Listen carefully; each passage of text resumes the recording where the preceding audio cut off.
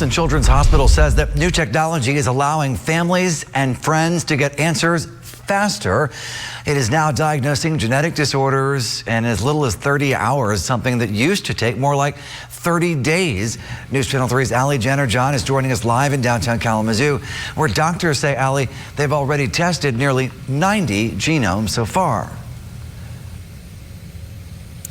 Hi guys, it's called Project Baby Deer, and it was started by a neonatologist here at Bronson. It's increasing access to powerful genome testing for critically ill newborns in need of a diagnosis. I spoke with a family today who says this testing saved their daughter's life.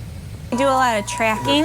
Do you see that? It's a part of their everyday routine. Basically keeping her up straight and getting her to hold her neck without flopping her head over. That's what we work on. Teresa works with her 15-month-old daughter, Evelyn, who was diagnosed with CAT6B, a genetic disorder that, among many things, causes intellectual delays, brain abnormalities, and hyperthyroidism.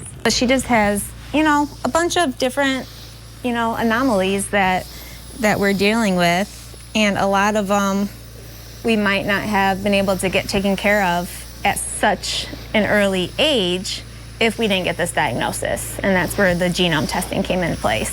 Evelyn's neonatologist, Dr. Andrea Schur at Bronson Hospital, recommended the new testing initiative to Teresa and her husband, Blake, and within hours came back with a diagnosis. It's a very comprehensive test that looks at the mutations. It looks for what we call copy number differences in the genetic makeup of individuals. Evelyn is the 19th case of CAT6B in the United States. Her dad calls her one in a million.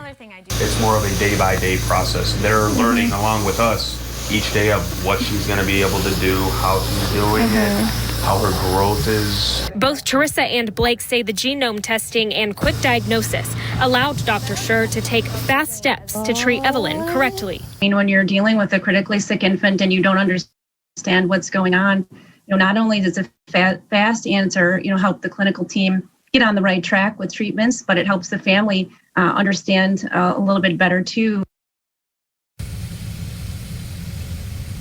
Now, Dr. Schur says Project Baby Deer is now being supported by Medicaid coverage. She actually says the hospital was the first hospital in our area to get, to bill Medicaid for a genome, and it's already been approved. Thank you. Well, a few snowflakes flying throughout our skies today, but a lack of significant snow has made it hard for one local ski area to open so far this year. Yeah, that's right. Meteorologist Will Haney tells us, though, that's not the only activity to put on your holiday list this year.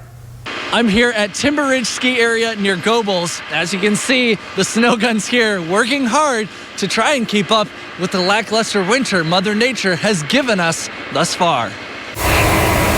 But the real snowmaking doesn't really get exciting until 25 and lower. Luke Schraub oversees the snowmaking and outdoor maintenance at Timber Ridge. He says his crews are trying to get ahead of the warm-up and rain expected for Christmas. We're just going to let the piles sit one more time and then hope for cold weather, and then we should be able to pop open in a matter of a day. While they won't be open this weekend to open their 60th season, Schraub remains optimistic they'll have skiers and snowboarders on the slopes soon after the holiday. As soon as we can groom out that snow, we're going to open those runs, and then that allows us to move some of our portable guns over to the next runs. While you may not be buckling up those ski boots here this weekend, all hope for winter fun is not lost. You can still buckle up your skates here at South Haven's outdoor ice rink. A lot of the high school kids like to come in here. And then we also get a lot of tourists from other places, so they always come down here, skate for a little bit, ask what other things they can do in town.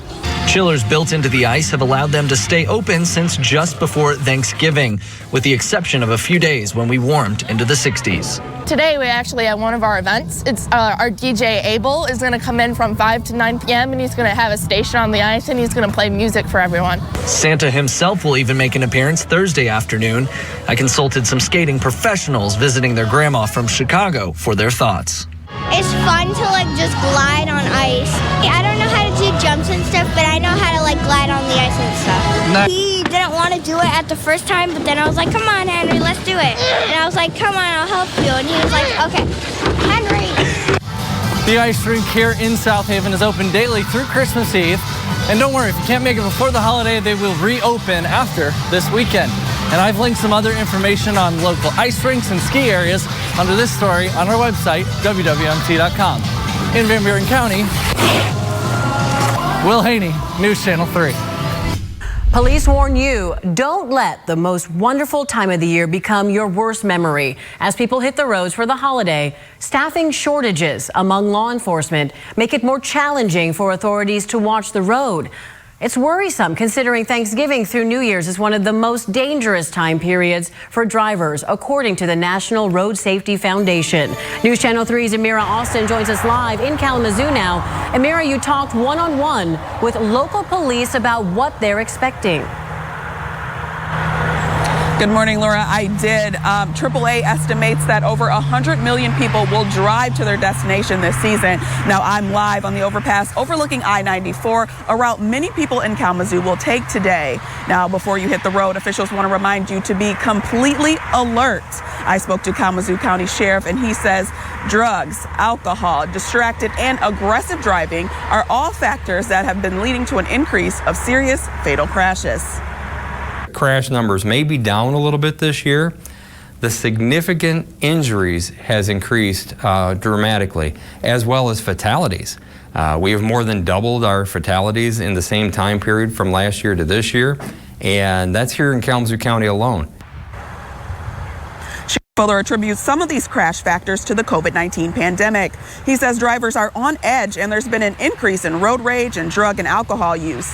The National Road Safety Foundation says nationwide crash fatalities increased 8% in December 2020 compared to 2019. Alcohol-related crash deaths went up by 9%. Fuller says law enforcement agencies in our area will have as many officer patrols on the road as they can this holiday season, but staffing shortages make that difficult. Now, the sheriff says if you see someone driving erratically or recklessly on the road, first stay back and make sure you're safe, and then call 911 and report anything you can about the vehicle or driver. He also wants to remind people to make sure you and your vehicle are prepared before you hit the road to prevent those accidents. So keep up on your car maintenance and always have an emergency kit on hand.